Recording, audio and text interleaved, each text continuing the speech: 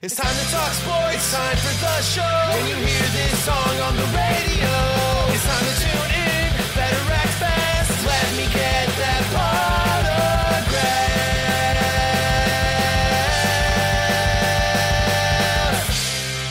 Potograph, Sports Talk Radio. Starting now. Let's get ready to podcast.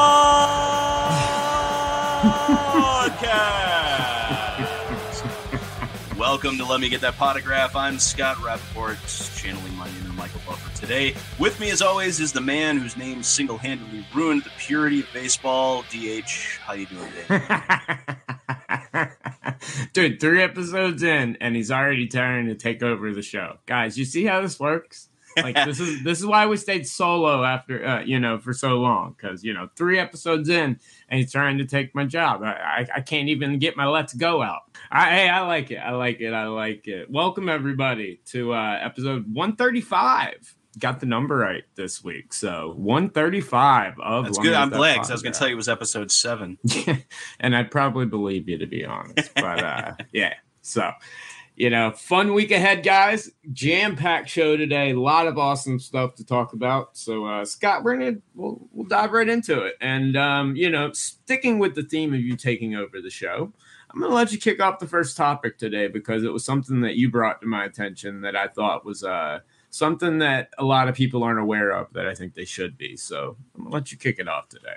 Thank you, Drew. So, as a lot of people know, the Winter Olympics are going on right now, and we are not going to discuss the political aspects of it. No. We are, however, going to discuss the card aspects of it. There are a lot of Winter Olympic athletes, and Olympic athletes in general, even the Summer Games, that are present in products that you may not realize or, may decide to chase after. You may be watching maybe watching downhill skiing or something. And the last few years too, like the last couple of years. And I'm not even discussing the tops Olympic team, U.S. Olympic team products. Right. I'm talking about everything across the board, every sport. Ginter. I mean, Ginter Goodwin. For years they've had Olympic athletes. Goodwin the same Olympic athletes that are performing now.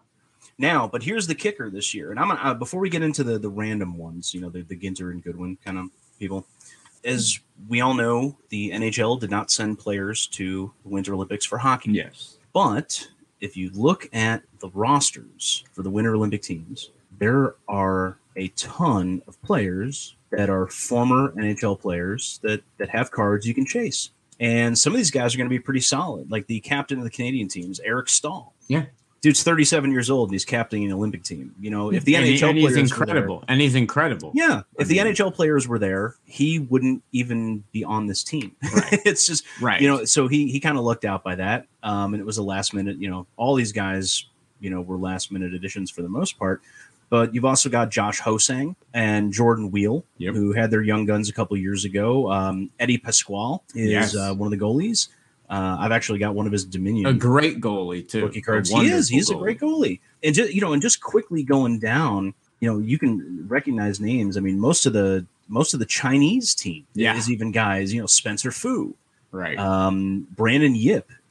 These are all guys that we recognize. Jeremy Smith. Trying to figure out how he wound up on the Chinese team, but going down. Germany's got a couple of guys on there. The United States. There's a couple of guys that that played in the league for a little while. Nick Shore is up there. I'm pretty sure I got a couple of his young guns. Pat Nagel is an older name that's flying. So how is the market for this? Like so many players, with everything going on. This is something that I myself am unfamiliar with. Now on Letter Rip, I know we will be doing. Top sent us one of the Special Olympics boxes that they have out, so we'll be ripping one of those on an episode of Letter Rip. But so there's, like you said, there's Olympic sets, there's Goodwin, there's all that. But how's the market for these guys? What's it like? This is actually going to wind up creating a kind of a new boost for some of these guys. Yes. Eric Stahl, he's retired from the NHL. For some reason, they're still listing him playing as playing for the Minnesota Wild, but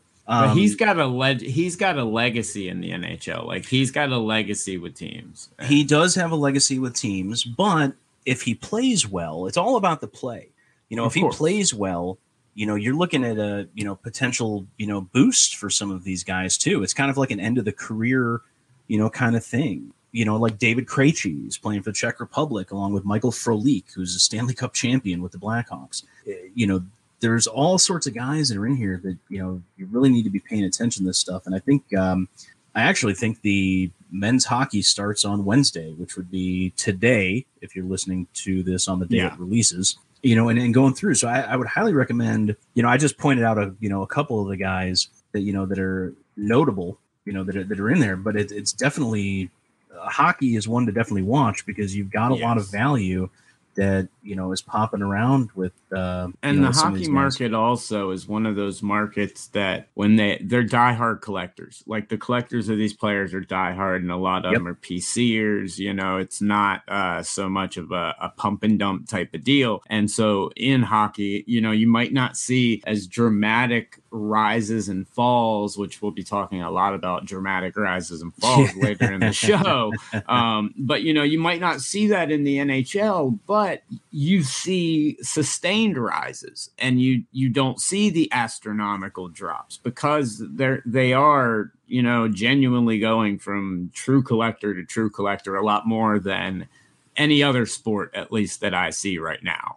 No, and then hockey is relatively stable. Yes, you don't see the dramatic drops. You don't really see dramatic rises, as you mentioned. You can potentially see some moderate rises, though. Absolutely. Some of the rookies and stuff like that. And you've seen young guns. Non-Olympics, just real quick. I kind of mentioned it the other day. Young guns across the board. If you look at like a card ladder index or look at any of that, judging on recent sales, young guns across the board.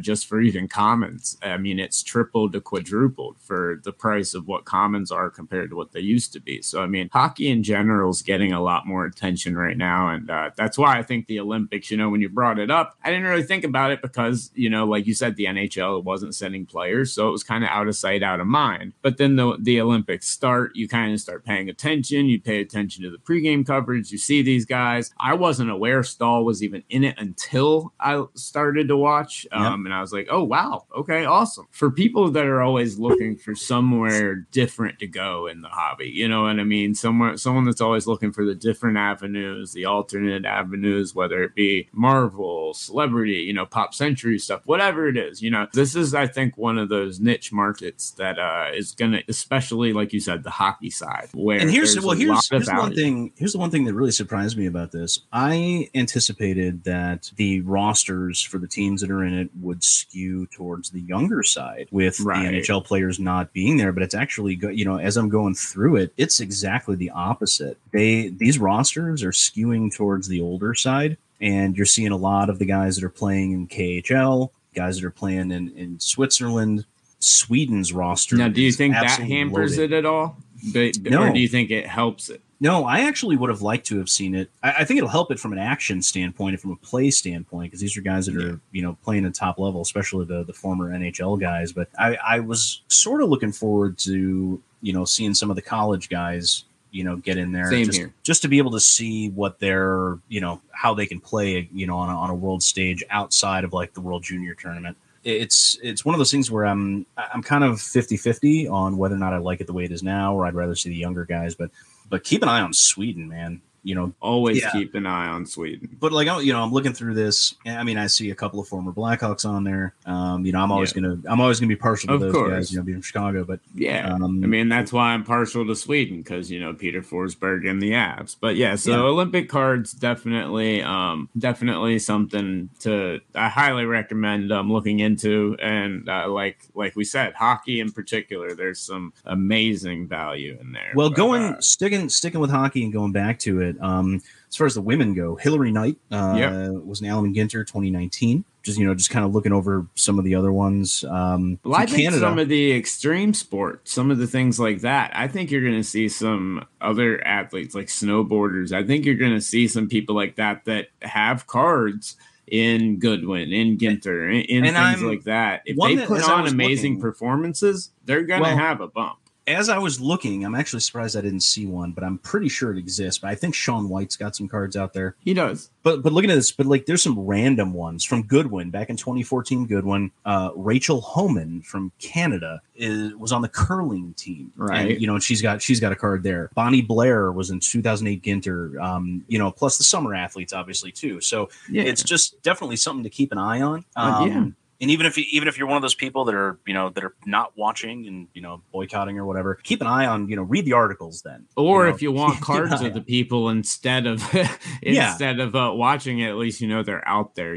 Because like you said, they go back as far as 2008. I mean this isn't necessarily. Yeah, I found stuff back in 06 Ginter. Exactly, and Ginter, Goodwin, always a great place to check it out. And go look at former Olympians. Go look at, Bruce Jenner, obviously popular, Caitlin, whatever, popularity for other reasons as well. Yeah. But go look at also other Olympians. Go look at some of the other people and look at some of what their stuff sells for, and you'd be surprised because it sells for tons. Yeah, exactly. Winter and non Shaun White stuff, and a lot of great. Michael Phelps stuff sells well, but also look at the boxers and look at the UFC fighters, because a lot of them started off as Olympic boxers or Olympic wrestlers for various countries too. Yep. So keep that in mind. Yeah, it's definitely something to keep an eye on, man. All right, well now we will move on, guys, to the segment that is still taking the nation by storm, and this is the Super Bowl edition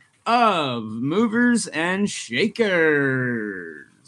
That's right. The big game is this week, which at the end of Movers and Shakers, we'll give our Super Bowl predictions, see who's right on that, and we'll come up with something stupid for the other person to have to do, I'm sure. But, we're going to start off our Super Bowl edition. I'm going to let you kick it off, Scott, with who you got. We're each going to take one person from the Super Bowl this week because we are going to do a extended mailbag and have the giveaway announcement here at the end of the show. So we're going to do one person from the Super Bowl that we think you should keep an eye on this week. So, Scott, what you got? Mine is so obvious. I'm not even going to give it an intro. I'm going with Jamar Chase. The dude's been on fire. Had a great AFC Championship game. Him and Burrow have really rekindled that that relationship they had down at LSU. Oh yeah, and I just got nothing but good things to say about him. From a hobby standpoint, the wide receivers typically don't have the long-term viability the quarterbacks have. However, Jamar Chase may be the exception to that rule. And it's changing. That rule is changing. Yeah.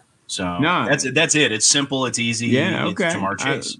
I like that. I like the pick a little bit. The one thing that when you hear my pick, you'll see why. I think that Jamar Chase in this game, honestly, that Rams defense is tough. The secondary is great. A lot of people need to give them a lot more credit than I think they're given. And I see that being the focal point of the defense is shutting Jamar Chase down. And if it is, they're a team that's defense that is more than capable of doing that. Now, Jamar Chase, like you said, their chemistry is incredible. And I do expect one or two highlight plays from those two guys. From the Super Bowl, you will see a couple of catches that are just incredible, showing their chemistry, showing how incredible Burrow and Chase are. And when you put them together, you see the results. I do think you're going to see a couple of big plays. I do think he scores. I think he has a good game. But my mover and shaker this week is the guy on the other side, and that's T. Higgins. And the reason I say that is because, and we'll discuss both of these guys together here in a odd,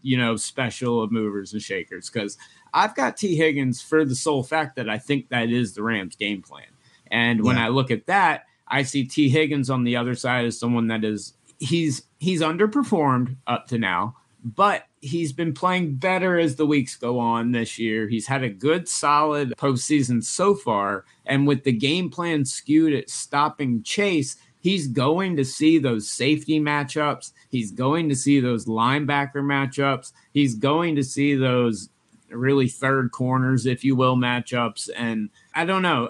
In the Super Bowl, it's always somebody different. It's always matchup based. And I see T. Higgins drawing so many coverages that fit him perfectly that I see a huge game from T. Higgins as opposed to Jamar Chase. So that's why I've got T. Higgins as mine, because his cards are so low as well. You can grab his stuff for incredibly low, and the dude puts up 100 yards and a touchdown in a Super Bowl that the Bengals end up winning, then, his cards are going to go through the roof. So what I'm actually predicting is I think you're going to see a really, really strong first half out of T. Higgins. And I see the Rams changing their game plan a little bit, and it's going to open up Jamar Chase in the second half. I can see that. They're going to start off double coverage no matter what.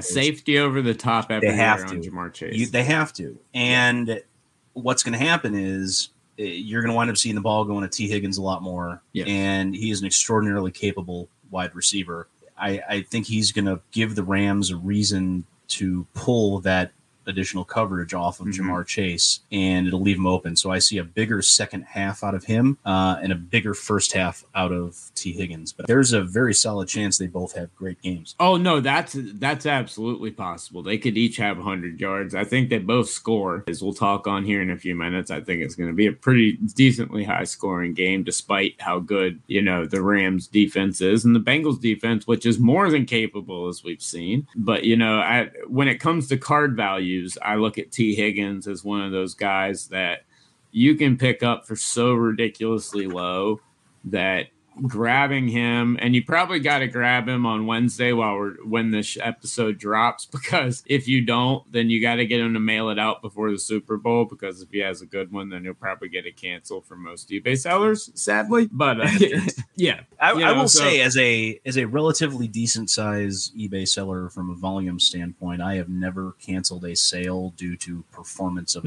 that's never happened with me. But quite a few do, sadly. And I think it's a really shady business practice, but that's a whole different segment. Yeah, I was about to say, dude, that's like a whole episode series. That's like an 8-part series that we'll probably do. But as we got a lot of stuff coming this year. But I just if they make that halftime adjustment, then yes, I could see Jamar Chase being the guy. It'll be interesting to see, as it kind of gives us something to check up on next week to see who is correct, who's the man that picked the right receiver, or do they both end up busting, which I think is highly, highly unlikely. Before we wrap up movers and shakers now, we'll talk football in the big game for a minute, a game that not many predicted. I did. It's tough for me because in the preseason, I put a bet on the Rams to win the Super Bowl. As soon as, the day they signed Matthew Stafford, I put a bet on him before the lines moved crazily, just because I thought Stafford could lead them to a Super Bowl. And somehow he did. And then I also heavily invested in Joe Burrow cards. So I have massive amounts of Joe Burrow cards. So you're good. You're good either way. I'm good either way. But, if only, as long as it's not a push. Well, no, if it's a push, fine. But, it is interesting either way. But we'll go with our Super Bowl predictions now. And I'm going to kick it off here. I think we both talked about the Bengals, so I think it's kind of obvious where I'm going. And obviously, I just told you I spent all offseason talking on this show and on other shows about how I was picking up Joe Burrow like crazy. If you saw me at the National, I was looking for 3 players. He was one of them. So obviously, big Bengals fan. And even though I picked the Rams to get there, and even though I love their defense, I love their offense, I love OBJ being there, I think he's somebody that was almost on my list today because I think he's going to have a great Super Bowl. I think he's someone who's got his head on straight and finally took long enough. In that big game. Yeah, I know. But, he's finally in that big game, and I think he does have a very good game with Stafford. They seem to have a good chemistry. But I like the Bengals in a high-scoring game, but I do like them 34-31. I like them to squeak it out by 3. I think it's going to be a close game. First half, you're probably going to see a pretty low-scoring game. In that second half, I expect some adjustments, and I expect when those adjustments are made is when the Stars take advantage, like you said, and that's when you see a lot of high-scoring in the third and fourth quarters. So I got Bengals 34-31. Give Joe Burrow that trophy, and help these cards skyrocket on my wall. All right. So I am going to give you my score prediction first. Okay. It's going to be 27-24. Gonna be a right, close so we're game, both going slightly less scoring than I think you're predicting. Now, who I want to win and who I think will win are two completely different things here. Right. I want the Bengals. Okay. I think the score 27-24 either way. Mm-hmm. But I want the Bengals. I really, really want the Bengals to win. I do not like Matt Stafford. Okay. As a lifelong Bears fan. That's mind. Look, I'm sure he's a great guy. I've got nothing personal against him. Mind. He played in the NFC North. No, for I so get long. it. It's like me and Matt Ryan or Drew Brees. You'll never get me to like him. And I feel the same way about Aaron Rodgers and Brett Favre. And don't get me wrong, Favre's a great guy. Rodgers, I get it. So anyway, I want the Bengals to win. I think it's gonna be the Rams though. Okay. It's just one of those things. They've got the better defense. They got Cooper Kupp. I mean, it's gonna be hard to contain him. I think it's still gonna wind up being 27-24, but it's gonna be the Rams, even though I prefer it to be the Bengals. Okay. I think here's the big bet. Big bet's got nothing to do with the game itself. What's that? Big bet, I think, is what percentage of the halftime show are we actually going to get to hear versus the number of bleeps. That's what I was wondering when I started. Like, are they gonna just bleep it themselves? Like, are we just gonna hear them just like say, "And I want to say about and then I was how are we gonna do this?" Because I think, as excited as I am to hear it, and if they don't do this, they're freaking stupid. But you better release an explicit version online for people to hear later. Like, you better record an explicit version and put it out. I don't care if it's on a premium platform. I don't care where it is. But you better put that out for people. Otherwise, you're missing a golden opportunity, not only for the halftime show to be replayed all over again by a million people and make a shit ton of ad revenue. Also, people want to hear that. But the percentage, I wonder if that's a prop bet. That's a good question. Because obviously there's the language, both the curse words, the F bombs, and that kind of stuff. But then there's the N word that gets thrown around quite a bit now. Or language, and women, like there's a lot of stuff. The NFL had to know this going into it. They've never had a halftime show where the act has been known for like that. That's what these guys. That's all. It's in all of their music. Oh yeah, it's what they normally shy away from. Exactly. This is the total opposite of what they normally go after. If they go after a rapper in the past, it's someone that they knew had hit songs that didn't curse, like Black Eyed Peas, not calling them rappers, but like an act like that. Didn't Jay-Z do a halftime show? Yeah, but it was along with Beyonce, stuff like that. Yeah, so and he cleaned his stuff. That's what I'm saying. Yeah. You can take his verses. He wasn't featured. I don't think he was the actual headline feature to the point where if Jay-Z shows up, I don't care who else is on there. If Jay-Z shows up, even if it's for 2 minutes, he immediately becomes the headline feature. Of course. There's no question about that. I agree. He should be, as the Blueprint and a couple other albums are some of the greatest of all time. But hey, I didn't even know you were a Jay-Z fan, but that's I'm not. I'm not. You're not. And now I've got a big bone to pick because he ripped off 99 Problems from Ice-T. Well, yes, he did. That's everybody. Jay-Z 99 Problems, great song, dude. That's not any song that if you ask me about Jay-Z that I would name, but I'm talking about. I haven't listened to rap and new rap in probably 15 years. So I'm talking about stuff from when I was in high school. His first stuff before he married Beyonce, and all the rap that I don't listen to now because I'm old. I stick to my Jadakiss, my Rough Riders, my DMX, my old school, my Nas, my old school stuff now. But I was playing 2 Live Crew in the car the other day. So there you go. Hey, I'll do it any day. But so all right, so we got dueling picks for the Super Bowl. We'll see who's right. Will I win my bet or will my Burrow cards which I think Burrow's cards, no matter what, I think he has a good performance and his cards go up. Yeah, as long as they don't get blown out and he has a solid performance, I think if it's close, if it's a 3-point game like we're both saying it is, I think win or lose, Burrow. I think he's the most jumps hyped. quite a bit. I think him and Mac Jones are still the most hyped. Him, Mac Jones, and Trevor Lawrence are still the three most hyped going into next year, no matter what. Yeah. Unless he gets blown out 4 interceptions, gets just destroyed. But fingers, that doesn't happen. Knocking on like 80 pieces of wood right now. Every piece of wood I can find. But, we'll see what happens. But, guys, we'll be back after these short messages. And welcome back, everybody, to episode 135 of Let Me Get That Potograph.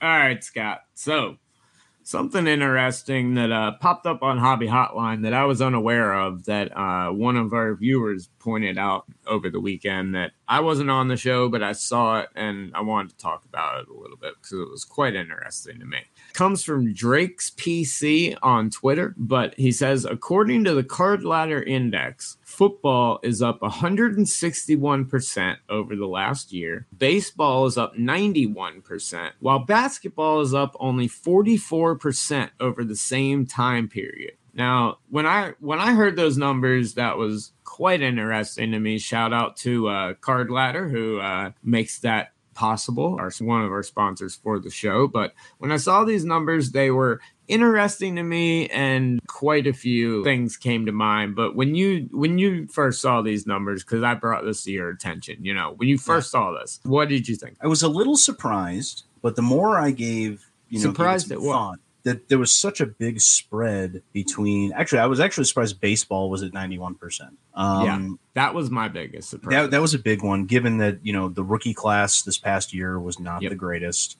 There weren't really any super high profile. I'm assuming this has to take into account Bowman. It has to be all of baseball. It has to be Bowman and Major League Baseball. I would say that's probably accurate. Football being up 161% is not that big of a surprise, only because Panini was so delayed with a lot of the products coming out that you had to combine that with some really solid rookies. Obviously, Mac Jones probably drove that quite a bit. The tail end of Herbert from 2020, and that kind of stuff drove that up quite a bit. Basketball only being up 44% was actually not really a surprise. And not at all. No. And not at all. Basketball had a massive uptick the year before. Exactly. And the market contracted a little bit. And that's where real quick, and then please continue. That's where I saw these numbers and I was like, okay, this is a great chart and, something that's very interesting to see, like from the baseball side and the football side. But when I saw the basketball number, I laughed because I saw comments on the threads and stuff of people saying, that the basketball market's that it's a fad, blah, blah, blah. No, it skyrocketed so much the year before that what do you expect? For it to continue that same success is a fool's thought, and you'd be an idiot to think it would. So the fact that it even rose 44% after rising probably over 200 to maybe even 300% over the last couple of years is quite impressive to me. And it gets to the point where, look, we're in this analytical era of the hobby where analytics and data are becoming more available and, more efficient than ever before and more detailed. And this is the sabermetrics, area of the hobby, and while I like it, reference.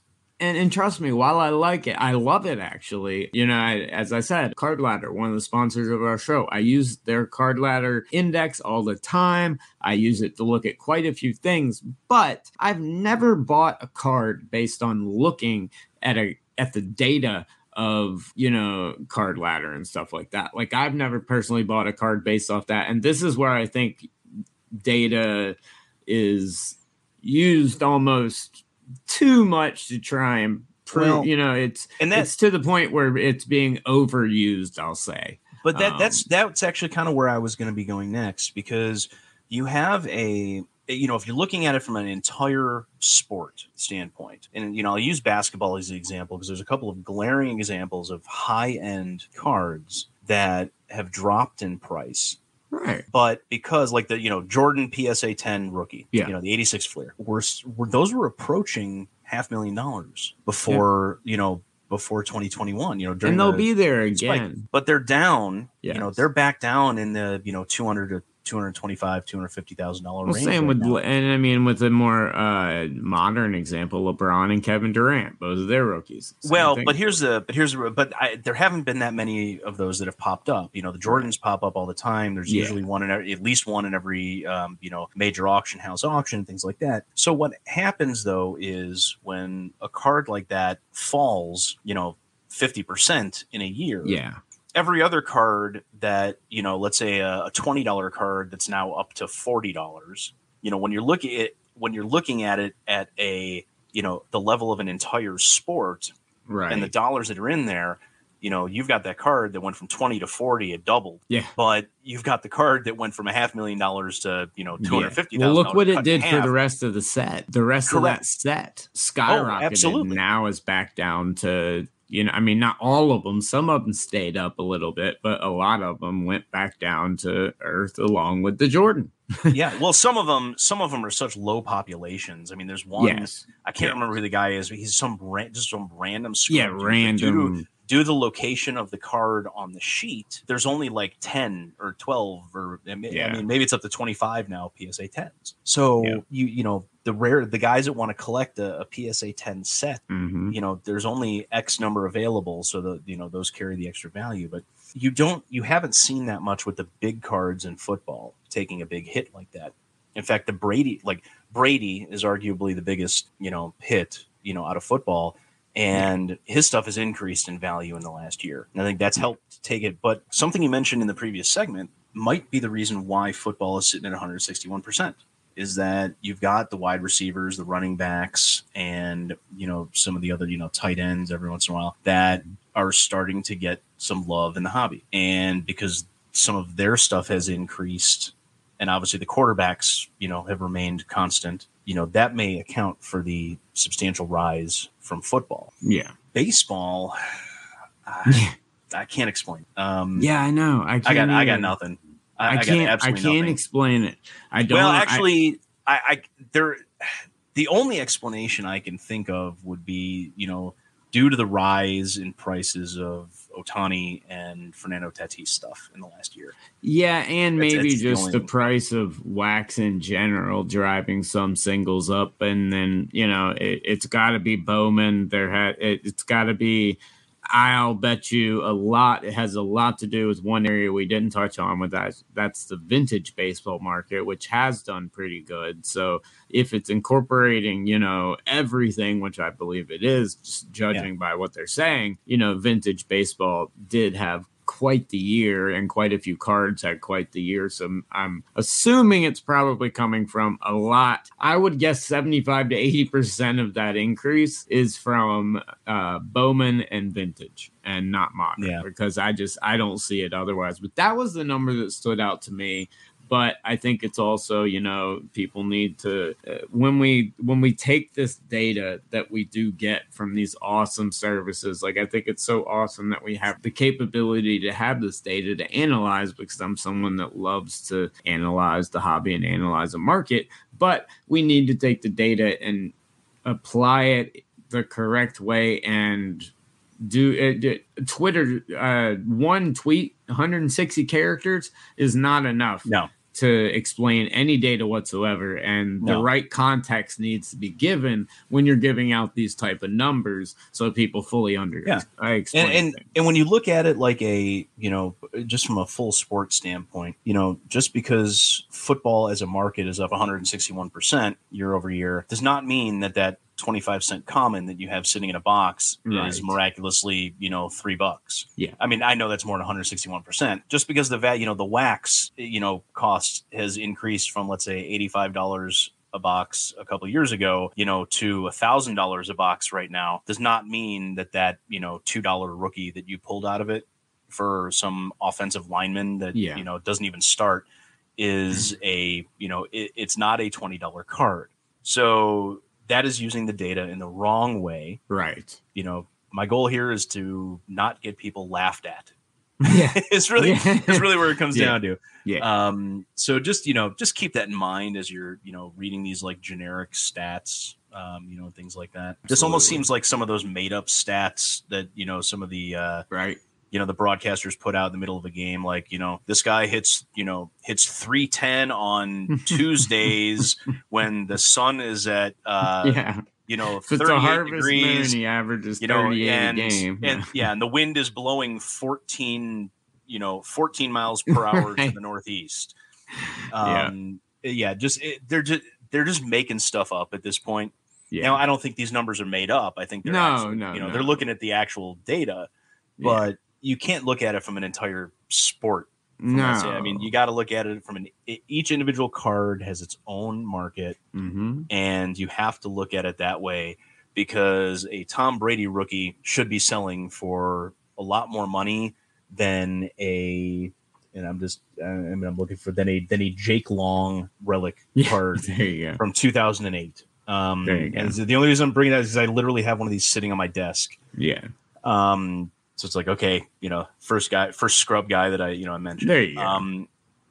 It doesn't, just because the market is up does not mean that an individual card is going to sell for more. Very well said. And I think we'll leave it at that. But yeah, definitely, it's one of those instances of, while data is great, let's slow down on trying to grab everything we can to try and skew things towards whatever our perspective we're trying to push out is, which is what I think a lot of this is these days. But you know what, Drew? Speaking of skewing things, that is a great lead-in to what we're going to be talking about next. Huh? You caught that, huh? So, as you may or may not have heard, 2020 Bowman Jason Dominguez Superfractor has sold for, was it $464,000? $474,000. All right. Woo.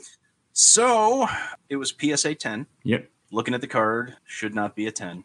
But does it really matter? But it doesn't really matter because it's the Superfractor 1 of 1. Yeah. All right. Are we spending too much money on guys that have not seen a single pitch in the major leagues? Yes. That's one question. Well, I mean, dude, he's played 50. He's played, I mean, obviously hampered by COVID, but dude, 56 games, 206 at bats. Yeah. And it's all with like the Tampa Tarpons, and not even the Tampa Tarpons, but their training Tampa Tarpons team. Like it's not even actual low A affiliate at bats. I mean, this is rookie level at bat, rookie league level at bats. Yes. Now, I love all the comments they're talking about. Oh, it's set a new record for a Jason Dominguez card. Well, okay, it should. It's the best card he owns. It's his best card. Why wouldn't it? It is the best card that he will ever have. Yeah, because this will top the Topps Chrome Superfractor rookie auto. This will always be the most desirable card. So, of course, it is going to set records. I laughed at that. The grade doesn't matter whether it should be 9 to 10. Nothing. It's a 1 of 1. Nothing. It's a Superfractor. So whatever. I mean, maybe every grading company should make the should just have instead of putting a grade on a Superfractor, should just have a special label or something like that, or special designation because again, unless it's like bent in half. Exactly. Or anything like that. It doesn't matter. Yeah. Which in that case, they're going to remake it. If it's someone that important, Topps would honestly remake it. Yeah. Like if it came out like incredibly damaged, they would remake that card. Can they remake it though? I'm sure they. Well, they put the plates in the product. Yeah, it's true. So they wouldn't be able to. Well, unless they remade the plate. No, unless they made 2 of them and did not have him sign one. Or serial number it, and it's sitting in a box, and somewhere down the line it'll get released as a slab like Topps Vault type product. Kind of like how Panini does with honors. They'll take the backup cards that they. I don't know. I can't see spending nearly $500,000 on a card of a guy who has and I think he's going to be good. I'm not saying he's going to be bad. I think Jason Dominguez is going to be great. I think he'll have a great pro career. I do. I'm not a Yankees fan by any means, but I'm not a Red Sox fan, and I'm not a fan of really any team that hates them. I have no reason to hate the Yankees. I'm just not a fan of. But I like Jason Dominguez. I see a ton of potential in him. I think he's going to captivate the hobby during his rise through the minors, just like a lot of these guys did.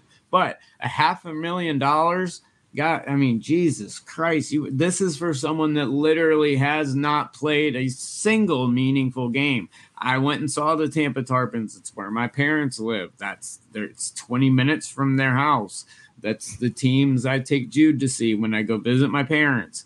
That is not pro baseball. Like, and he's not even playing on that team yet. He's playing on the rookie team of the Tarpons. So, yep. I mean, it to me, it was ridiculous. It was absolutely absurd. I could not believe the number on that card. But I mean, like we just said, baseball's up 91%. I mean, what did it? This wasn't the seller in this case. Wasn't the original guy who pulled it? Is it?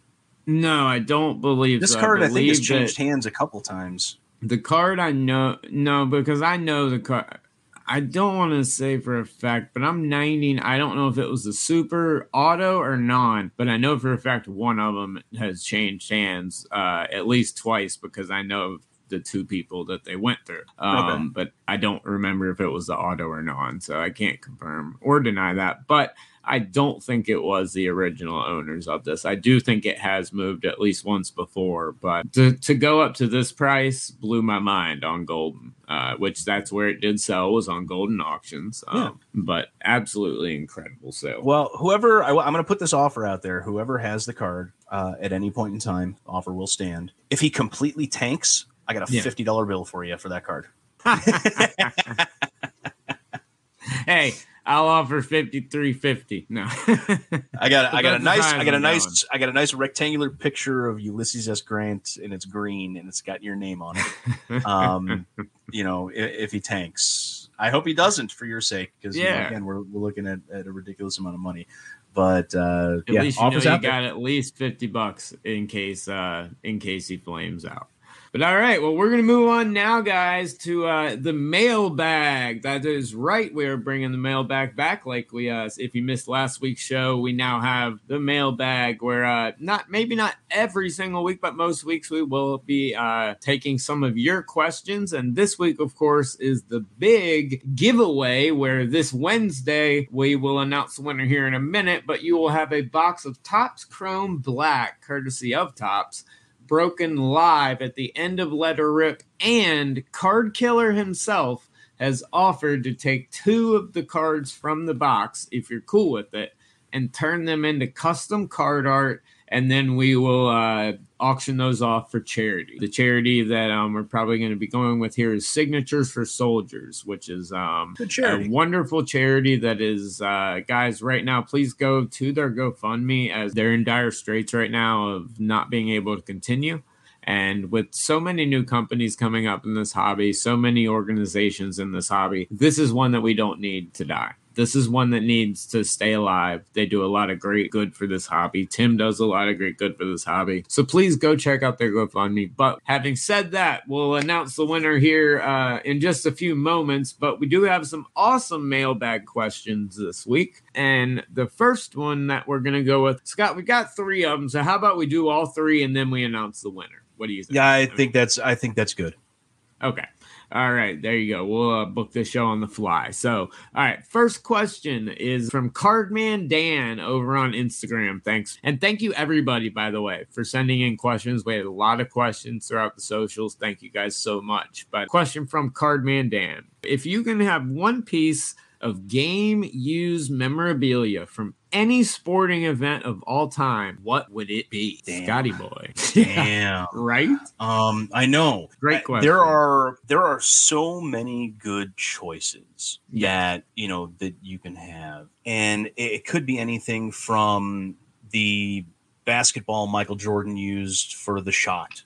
It could be Mike Eruzioni's Team USA jersey that he was wearing when they beat the Soviet Union. It could be Babe Ruth's bat from Called Shot. I mean, there is literally. It could be Carl Lewis's shoes from when he won the gold medal in Germany. and kind of gave the big FU to Hitler on that one. But or a big piece of your massive personal collection. The biggest thing that means something to you. I mean, there's so many possibilities with this. Look, if he's saying you could have, if there's any piece that you anything, could have, I know the amount of sports events that are just legendary is astronomical. So yeah, Michael Jordan's shoes that he wore in his first NBA game. Yes. That would, because they're not even Air Jordans at that point, right? They're just regular Nikes. Yep. And there's literally so many.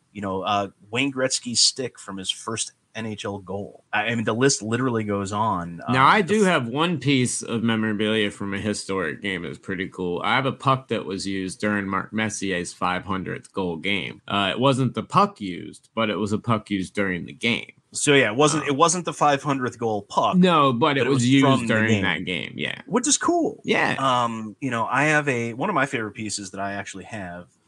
It's not from necessarily a game, but it's a brick from the old Chicago Stadium. And you can buy them now. They're like $100 or something like that. Out there. It's not a huge piece, but like growing up in the old barn with the wooden roof and things like that. It just there's just something magical about it. I'm not a big memorabilia guy. I'm more of a card guy. Yeah.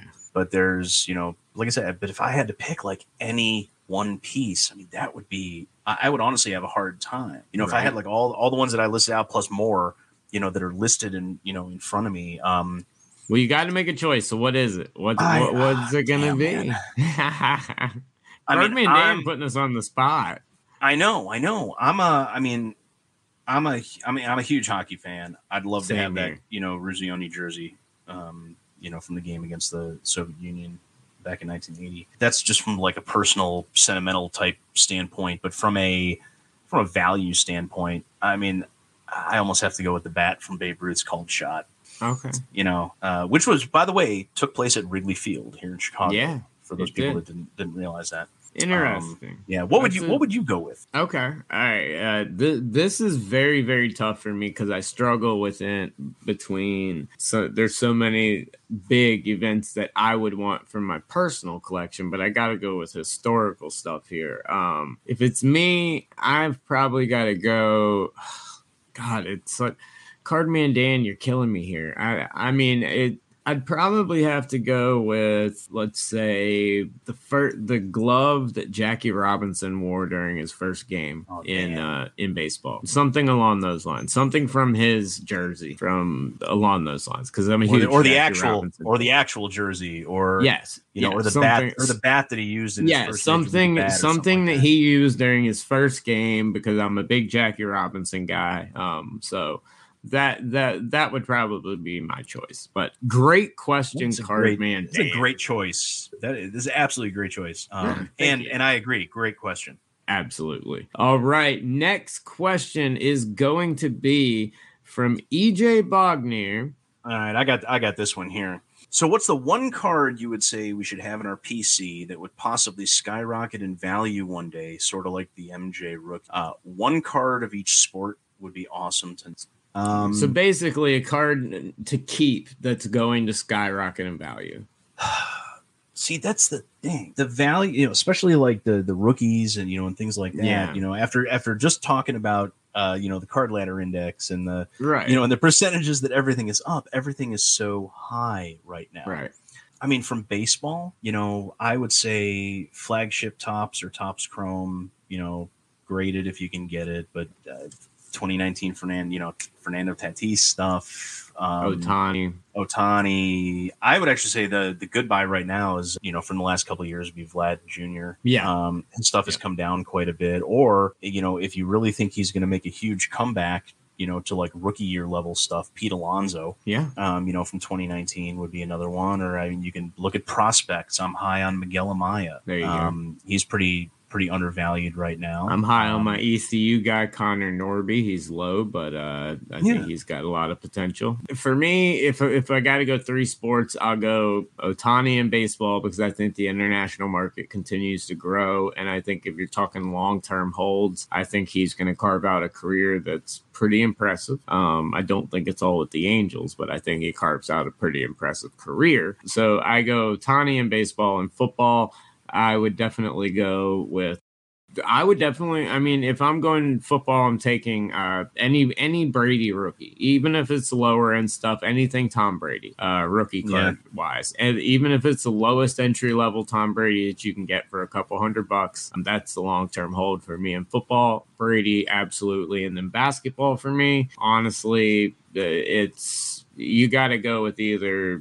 LeBron rookies because they're down or Kevin Durant, possibly Joker. But those would be, super long terms. But, I think LeBron's down low enough that keeping even just his base tops in there, I think is a good idea. I would say basketball. I mean, depending on how you wanted to gamble, I would go. I mean, Anthony Edwards is a pretty solid pick. I hope you're the right. Guy, if you really all AE, so I hope you're right. If you really, really want to gamble, I would say James Wiseman. His stuff because he's been hurt. He's been out the last year. Yeah. He keeps getting closer and closer to coming back and then has a setback, but he will be back eventually. Yes. And if he can play like he played, for the short period of time that he wasn't hurt last year, his stuff really has nowhere to go but up right now. No, I agree. And it is so cheap that you can pick up. I mean, Contenders rookie autos are like dirt cheap. Well, and I'll still continue to say Desmond Bane. I'll continue to preach Desmond Bane all day long because I think the Grizzlies win a championship in the next 3 years because I think there's a lot of movement coming in the next 3 years, a lot of movement in positions they need. Desmond Bane's going to turn into Ja Morant. I mean, he already is Ja Morant's sidekick. He's going to be the Klay Thompson to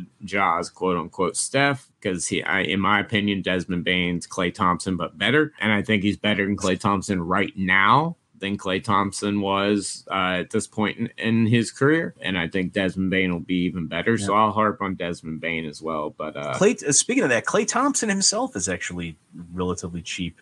Yes, and he just came back and is looking good. Had a wonderful night the other night, 6 for 6 for 3. I think almost hit 40, hit like 30 something points. Had a great game. Yeah, that would be a solid pick too. Good to see him coming back. That would be because his stuff is low, and I mean he's going to go down as part of a dynasty. So that's always a safe pick when you're looking at long term value. Yep.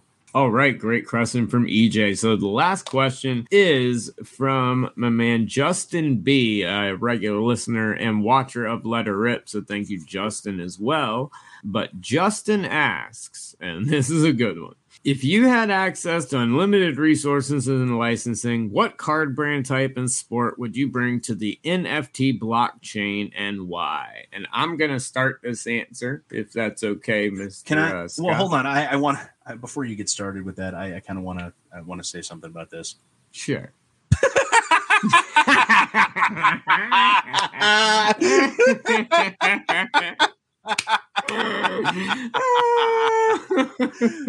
I was about to start it. I'm good. You go. Yeah. Go ahead. Well, that's how I was going to start it. None. Neither. Absolutely none of them. Keep them as far away from the fucking blockchain as you possibly can, please. If it is in any way, shape, or form how the blockchain is being utilized now in the card industry, please keep them so far away from the damn industry. I would make none of them. I'd blow up every existing one in that brand. I'd burn every single one of them on the lawn. In fact, I'm going to make a freaking Metapodograph Universe NFT, and just for the sole purpose of meme bashing it. That's it. Not to buy it, just meme bash the hell out of it because it's retarded. It's stupid. Cards and NFTs are driving me nuts. It's something that I tried to get into it, but the technology's not there. The way they do it's not there. Everything's not there. Keep it the fuck away from the card industry, please. So what happens when all the servers crash? That's what I want to know. Right. I mean, look, I got this. I'm sitting here.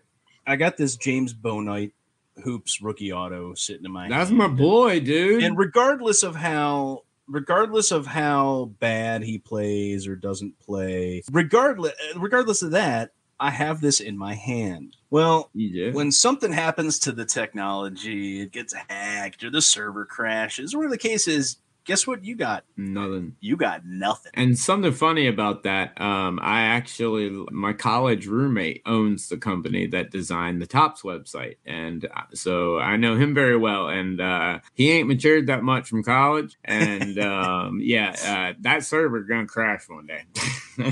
Yeah, there's no, when I say the same thing about, about all the crypto and, and things like that. I mean, look how much the value on some of this stuff has dropped since it rose, because people realize that this is a fad. Yeah. This is a complete, now crypto, maybe not. I actually see a place for that, but NFTs, this is a especially fad. in the hobby, the way they built this stuff is just a complete and total joke. Like, it's not built out. They rushed into it so fast, not thinking that crypto, like, it's like all of them thought that crypto was not going to be around in 3 years and they could actually develop like a system that would actually work. Instead, they just threw out total, complete nonsense bullshit. This is Beanie Babies, Cabbage Patch Kids, and Tickle Me Elmo all rolled into one. And Pogs. Pogs, yeah. Can't leave out Pogs, dude. Somewhere I got a sleeve of Pogs somewhere. Me too. I got the Jordan ones, all of them. I loved Pogs. Oh, I don't even think I had the sports ones. I just had the just in general. But yeah, you can't leave out Pogs. PSA grade those? I don't know. I should look. I know. Because they do the coins and stuff. Yeah, they might. Good question though. But yes, no, Justin, to answer your question. That's my official answer. All right, so that does it for this week's mailbag. Thank you to everyone that submitted a question. But now the winner of the box of Topps Chrome Black. I'm going to do the drum roll, and I'm going to let Scott give away the winner. I'm giving it away because you're the one that gets to rip it on the on Let Her Rip later in the week. Winner is Cardman Dan. There you go, Cardman Dan. Dude, that was a solid question. Had us thinking, and honestly, had me thinking about things that like in a dream world, I'd love to have. Things like stuff that like is sitting in Charlie Sheen's closet. Like Babe Ruth's World Series ring and stuff like that. But dude, that was a great question. Topps Chrome Black getting ripped on Let Her Rip. Coming up later in the week with Drew is coming your way. Yes, once again, thank you guys all that did enter. We had tons of people that entered in for a chance to win, so thank you guys so much. But guys, that's going to do it for this week's episode. Like Scott just said, Let Her Rip will be Wednesday evening. We will be ripping the box at the end of the show, along with the box of Bowman Draft Baseball. We'll also have a Sunday episode of Let Her Rip for the Super Bowl, where we'll be opening Mosaic Football on Wednesday's episode. Card Killer will also be joining the show as well, so make sure to tune in to both of those. Shout out to all of our awesome sponsors, Card Ladder, Vintage Breaks, Vanity Slaps, and of course Card Crusade. Could not do the show without you guys. Thank you so much. So that's going to do it for another episode of Let Me Get That Potograph. Scott, always a pleasure, my friend. Same here, Drew. We'll see you next week. Yes, till then, you guys know the deal. Keep ripping those packs, pulling those hits, and we'll talk to you next week. Peace.